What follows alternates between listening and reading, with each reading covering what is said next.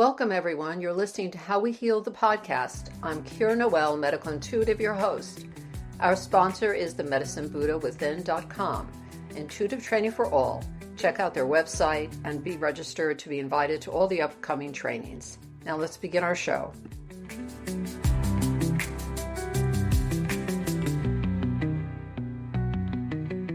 Welcome to our guest, Dr. Deb Roman.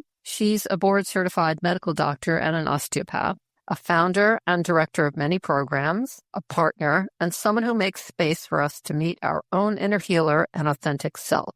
Now let's hear from Deb. So where should I start? The question of this podcast, the focus is, what have you found in your life that helped you heal and become who you are?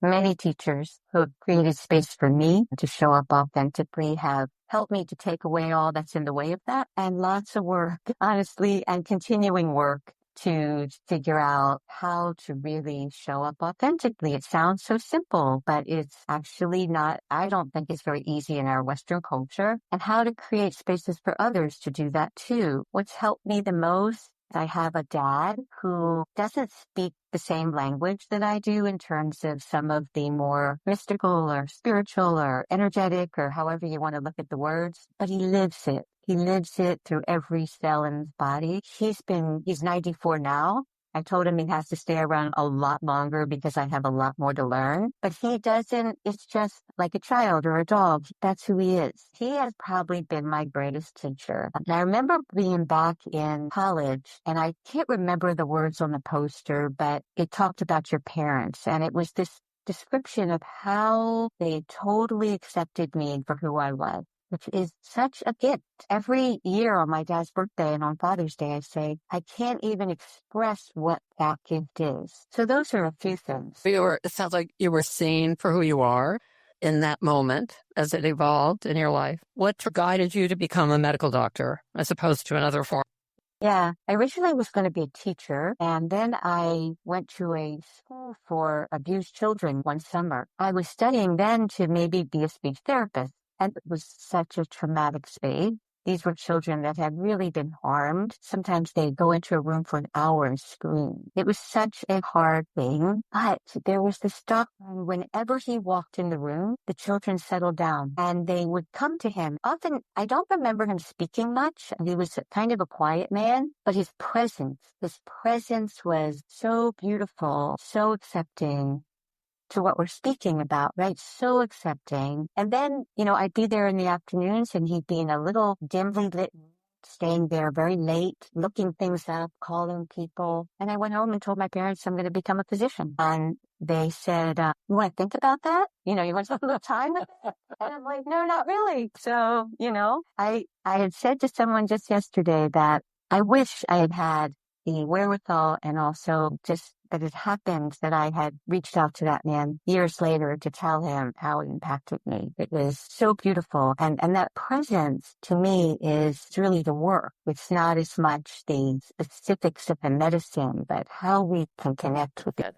So about how old were you when you had that? I say I was 18 or 19. And at the time to make a choice, if we can. Anyone else in your family in the healing world? One of my sisters is a paramedic, but not that I came off of a lineage of physicians or people. I think they all do it in different ways. Like my dad is that person. My dad, when people walk in a room and my dad is there, they feel seen immediately. It's such an incredible thing. And I said it to him the other day and he goes, oh, that's interesting. There's one year we had a family reunion and we were spoofing on everyone in the family, and it was just for fun, a play, and it was nobody could think of anything to say about my dad because everyone felt so at ease in his presence. Such a cool thing. It is cool. Well, it reminds me of the philosophy of Buddhism that we all have Buddha in us, and we just need to awaken it. We can find that impacting, clear person in us that really witnesses and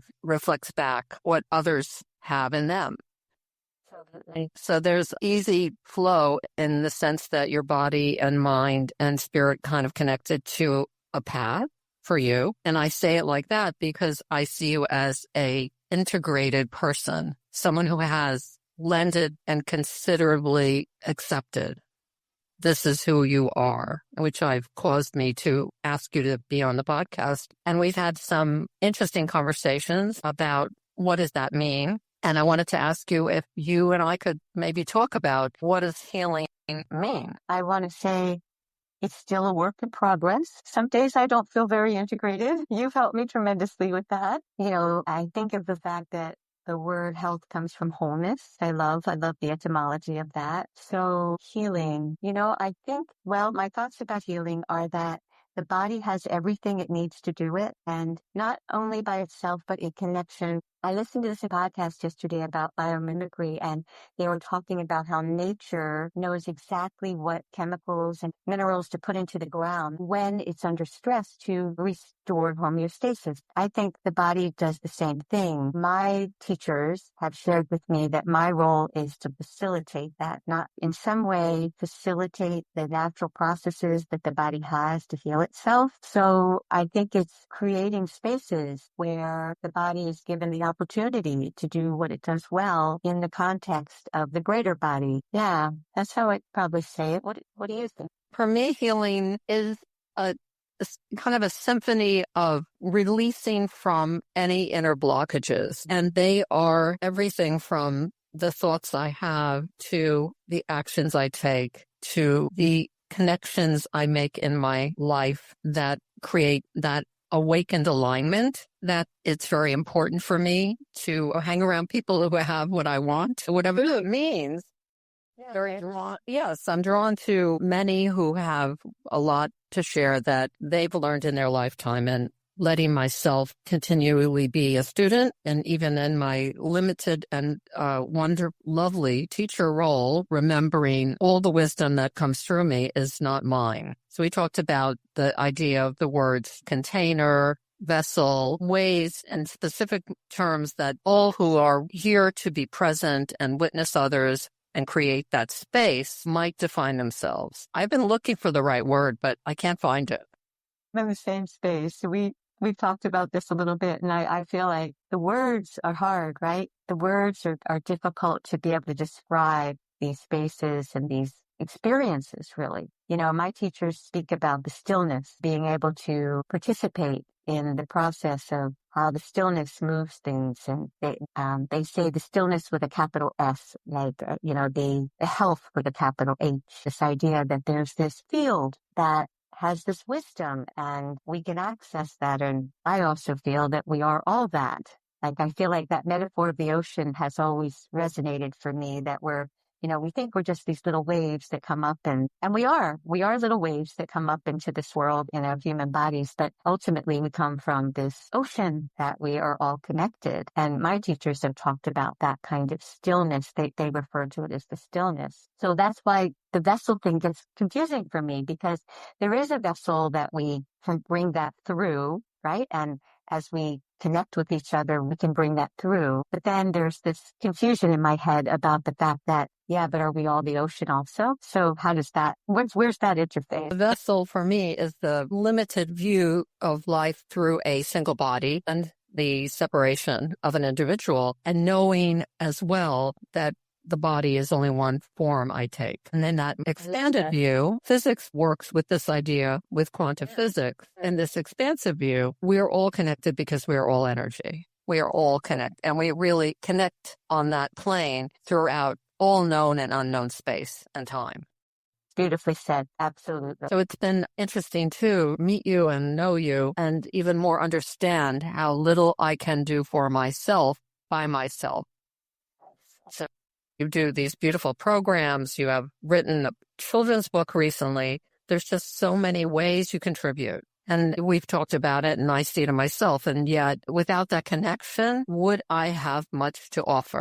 I feel like, there are opportunities that are brought to us to be able to bring this presence into the world, and they take different forms, and none are better or worse, although our society will often put things in a hierarchy. But if we can do it with that, if we can allow that quality of presence to come through us, it really doesn't even matter what we're doing. It's just like, that's healing in itself, right?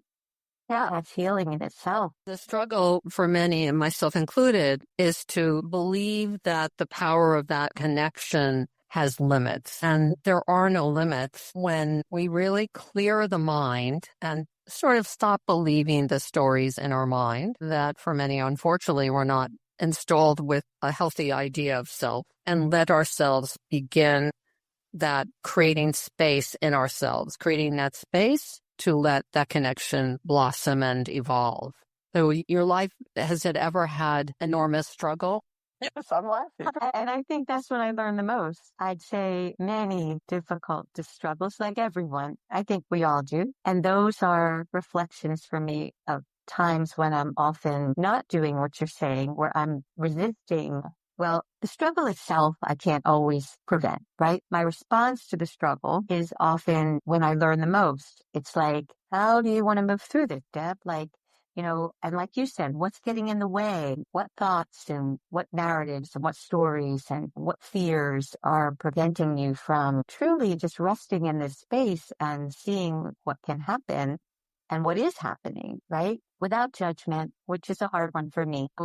Those times of pain are really times of growth. And what I'm trying to teach myself more these days is, and this was actually articulated really well by my daughter who's 25, which is just being comfortable with being uncomfortable and knowing that that's part of it too, right? And yes, it's probably a sign that something's trying to change and something's trying to move, and what can I pay attention to? Yeah. Aspect of ourselves that in essence resists change, resists the new awareness that what I have been thinking and holding on to and living is no longer valid. There's sort of a necessary piece about that, which is kind of wrestling with my own ego to understand the frailty of my physical being. There's a frailness, an age, as we age, as I age. Well, it's just time, and then there's no more time in this form. And so the nature of that is healthy in the sense that I need to honor the suffering of the physical and the consciousness that I know I have limitations. And then in that same breath, accept that I am unlimited and that limitlessness is powerful, and it's not going to protect me from the part that's limited. I'm not looking for the answers to being a human and connect to a super longevity. I'm looking to experience being alive in a body and evolving through that. Similarly, I think of that as, I'll remind myself during the day, Deb, can you rest in the stillness? Now, the stillness doesn't mean that I don't have pain or I don't have fears or I don't, like you say, my body's not doing things that I kind of would hope maybe that it wouldn't do today. But you're right. It's the awareness that there is that greater field that is also available, and more than available is who we are. So that for me, when I feel that, I feel less fear. I had this one experience when I was like doing some work, and I had this remembrance of when I was like 6 months old, and I was like sitting on this little disc that looked like it was in the air, like on like the Jetsons or something, like flying through the air. And I think I was in my crib, and my parents were standing outside my crib, and I think they were arguing about something. But in that moment, I remember thinking to myself, you're connected to everything. There is nothing to be afraid of. And then in a few seconds, my mother, this little pudgy little baby sitting on this little Jetson disc, my mother must have realized I need to be picked up or something. So as she picked me up, I thought, you're going to forget. As soon as your sisters are born, you're going to forget. And I did. I forgot. I really forgot. And I'm like, forget.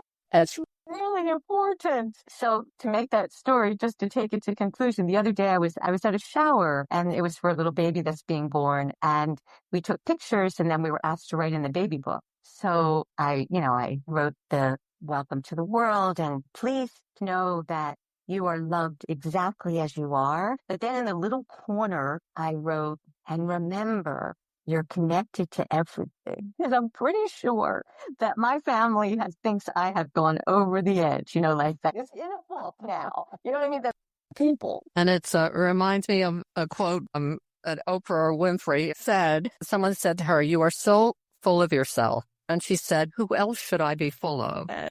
I just love her. So tell us about your change from more traditional medical practice. And I believe there's an evolution to this change. I read about your amazing presence with clients, patients as they come. How did that happen for you? And tell the audience what the practice is that you do now a little bit.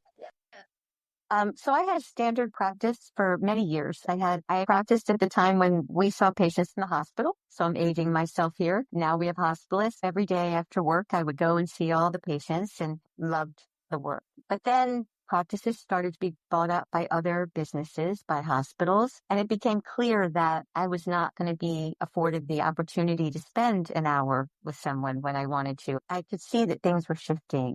I also wanted to learn to connect with the body more with my hands. I wanted to really develop my ability to sense the body and what it's saying to me and work with it and facilitate that process of healing. I had studied that, but I wanted time with people. I wanted an hour or 2 hours to be able to sit down and say, how are you? And how do we get you to health? So the idea is, how does the patient want to see health? And then how can I be of service to help you get? So I shifted my practice into a smaller practice where I didn't do primary care. And then I spent that time and I would offer people hands-on work, as well as a lot of the work is talking. You know, you can accomplish a lot by just having that connection on many levels, right? And I love that. It takes them 15 minutes sometimes just to sit down and kind of settle in enough to tell me what's happening. My hope is that they will feel more of what the stillness is in their body, be able to access that space too, that they listen to their bodies. Very often patients will come now and say to me, this is what's wrong, and this is where it is in my body. And I'm like, yay, that's so beautiful. And what do you think we should do about that? Because they will have answers. If you ask, what do you think you need to heal? Often they answer that very clearly to me. It's not just like I have the answers for them. I have skills, I have knowledge that I can share, and I'm happy to share. But, you know, they have to figure out how they want to be in the world and what health is to them together when we create that space. When you were sharing that, I thought we go, and I have gone outside of my day-to-day life to retreat, meaning go somewhere else, remove the distractions and obstacles. What I hear you have created is a retreat with yourself, to find retreat, allowing space in us that exists to bring that wisdom to the meeting with your physician who says, how do you see yourself healing? What are the obstacles that we can work together on? And what is the sense you have about that? What is the intuitive sense? What is the clarity in yourself that comes about this process? It's not a language that I've had experience with except in Canada, where I arrived very sick after a flight and was sent to the back of this very large mansion. I never left the room for a week. I met with a Canadian physician who spent over 2 hours with me and walked through the entire history of my body. And I have not been sick since that day, and that was almost 30 years ago. Wow, that's so beautiful. Yeah, it made a lot of sense that there's somebody who wanted to hear the story, not to know me. Yeah. So really, it's our responsibility. That is the work, right? The work, I think, personally. And I would say, when I say the work, I don't mean just as a doctor. I mean, to me, it feels like in the world, if we can connect on that level, like you were talking about earlier, where we really see each other and want to learn and want to connect, you know, we do much better. It could be a lovely world. It'd be a lovely world. I'm really happy you had that experience. That was a beautiful gift. It was a gift. And in one of the traditions I've studied, Buddhism, there's a word called bodhisattva. It signifies an enlightened being who has decided to stay on earth to continue their help for others. Every person we meet has that wisdom and capacity to give us an awakening, a little light bulb to go off in our interactions. The separation that we think exists between one physical being and another is pretty much mute. When we have a crisis, we see the connection.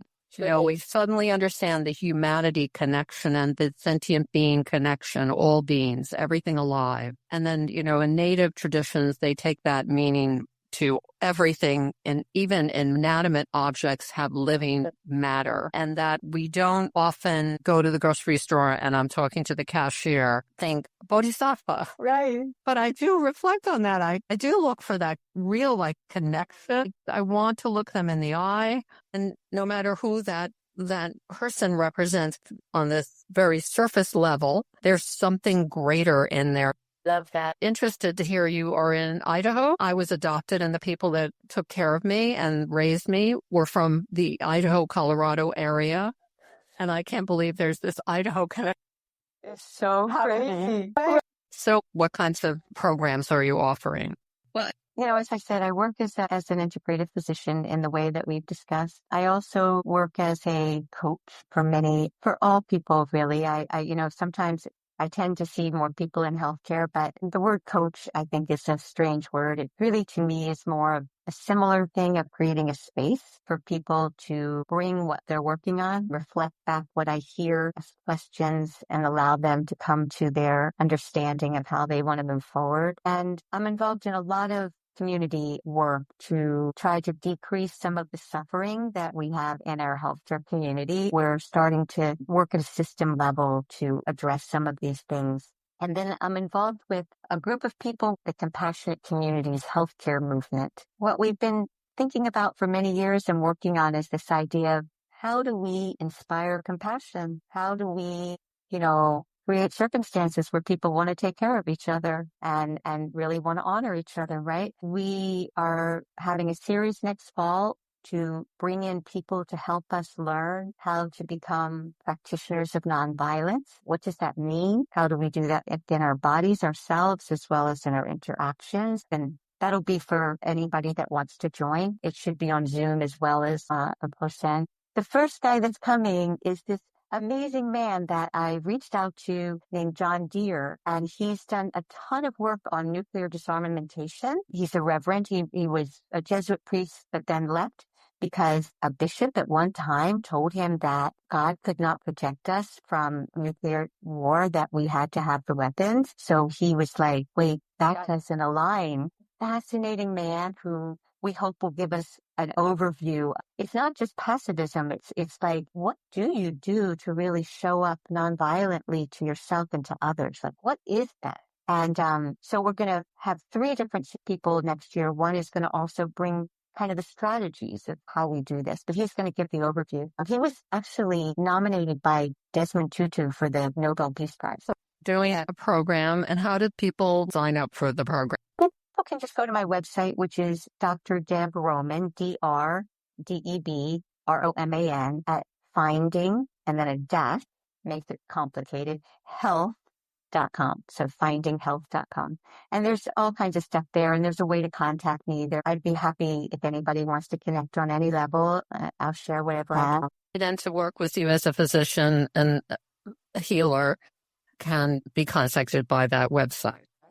Absolutely. And if somebody wants to work with you on Zoom, is that possible? Yeah. I'll do my best. If you're in the Netherlands, London, Australia, New Zealand, we will make a space for you to have space. We will make a space. There's just a huge opportunity now, I believe, that caused me to start the podcast. We are but a drop in the ocean. Each drop has a quintessential piece of information we all desperately need in order to evolve. And when we choose not to put our drop in the ocean, it harms all of us. So when I speak to you, and we've shared before this particular moment, I hear that you have put your drop in the water. Yeah, it's an honor, and it's an invitation that I can't imagine not wanting to accept. But I will say that I think I agree with you, everyone has things to offer. And equally, imagine a world where we can really just reflect to each other the light inside each other. I'm really happy that you're doing this, because I feel like there are so many people that are doing things that we don't really know what they are. Right, there are lights everywhere. Lights everywhere. On 24 hours a day. And you don't need a credit card to hear it or see it. Absolutely. And you're a very bright light. Very bright. Well, it's true. You're a very bright light. Total sincerity. Appreciate it. I've been gifted the teaching, and I so appreciate every day that I get to be sharing and listening, very intently listening. So do you have any new projects in the near future? 2 years ago, I just started writing and all this information started coming, and then friends would give me books and I'd see there'd be symbols and I didn't understand them, and they'd give me a book and tell me what the symbol meant. And this went on for months and months. Like, it was just like intense but really beautiful. Is sometimes I would change a word and I would hear, yeah, that's not the word. And I'm like, yeah, but doesn't that sound a little better to you? This is me talking to the universe. And I was like, it's not the word. It's the energy of the word. And I'm like, okay. So then I realized I had to understand the word and feel the energy and understand it better. So I put this book together and gave it to a couple of friends who have been giving me insights. But then I found this patient of mine who's a wonderful, wonderful artist and said, would you be the illustrator? But what's been so interesting here is that the book hasn't come out yet, which I think it probably will soon, but because we had to live the book, I found that so fascinating. It's a lot around what you're talking about, this idea of showing up authentically, taking away all that's in the way of our light. But it was like, yeah, you don't really understand that. So let's let you go through some things that are going to be challenging for you to understand what you're being asked to bring to the world. What's the name of your book? Sure yet, but I think the book is going to be named Emerge. What age category is it written for?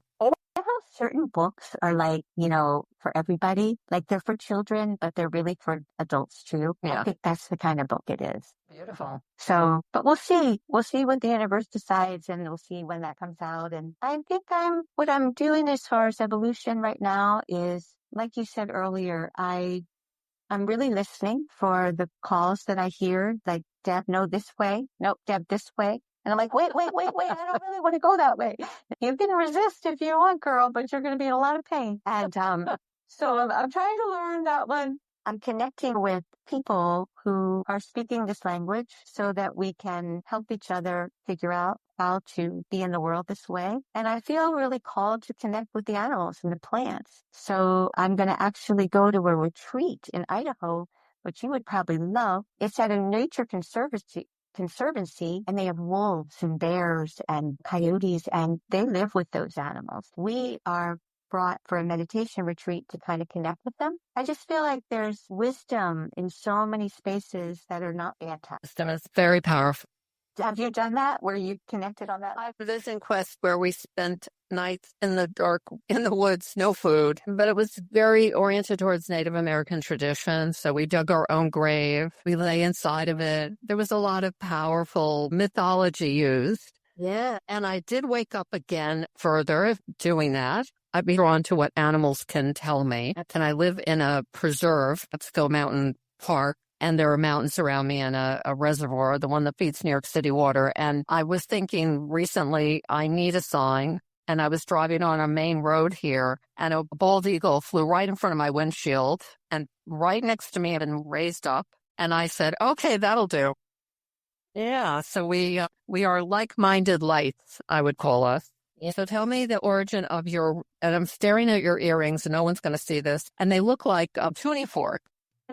Yeah, it's a local artist, and I walked into a little store one day and I saw them and I thought, oh yeah, but I cannot tell you the number of people who have commented on these earrings. It's like all the time, all ages. I do feel like they tune me up a little bit.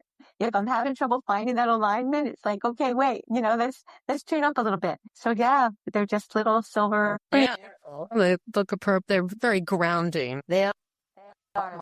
Yeah. So I just ask, is there anything else you wanted to share with the listeners that we haven't covered that, we can leave a parting piece of wisdom?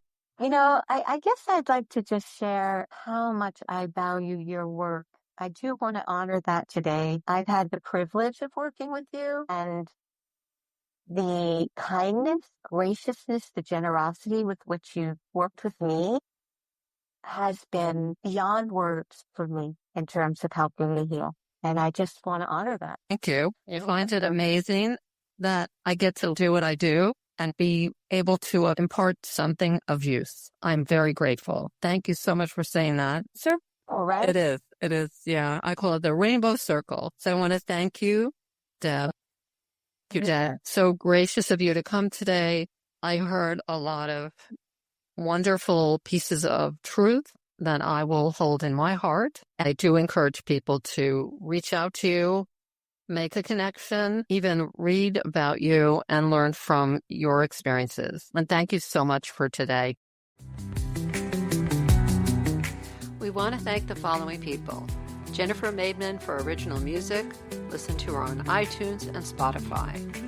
True English of Upstate Podcast Studio for sound and recording engineering.